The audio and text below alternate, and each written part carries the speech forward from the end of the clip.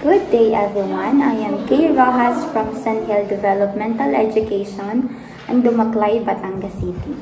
So our Gospel is according to John chapter 19, verse 25 to 27. Pinakita sa atin ang isa sa pinakamasakit at makapangyarihang bahagi ng buhay ni Jesus, ang kanyang pagkamatay sa krus.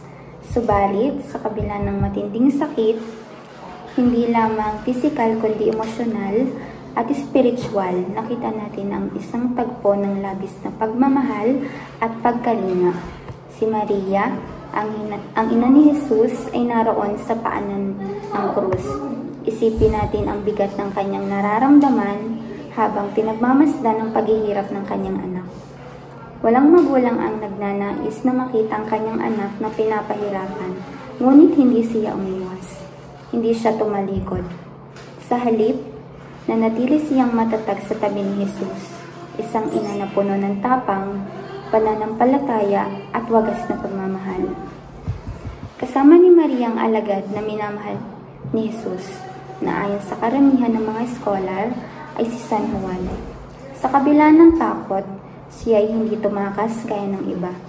Nanatili siya sa tabi ni Jesus at ni Maria, handang makiisa sa kanilang pagdurusa. Sa tagpong ito, hindi gumawa si Jesus ng isang bagay na napakatao, ngunit punong-puno ng spiritual na kahulugan.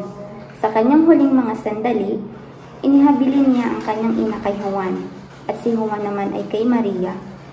Hindi lamang ito isang simpleng pagpapasa ng responsibilidad, ngunit ito ay nagpapakita ng pananampalataya kay Kristo, ay bumubuo ng bagong pamilya, isang pamayanang pinagbubuklod ng pamahalaan, pagtanggap at pagkakalinga.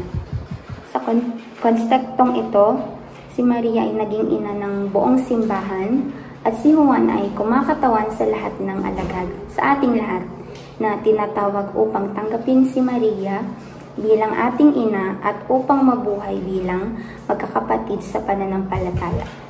So, before I end this video, you can subscribe on Facebook PH on YouTube channel or download the app or register at www.facebook.ph.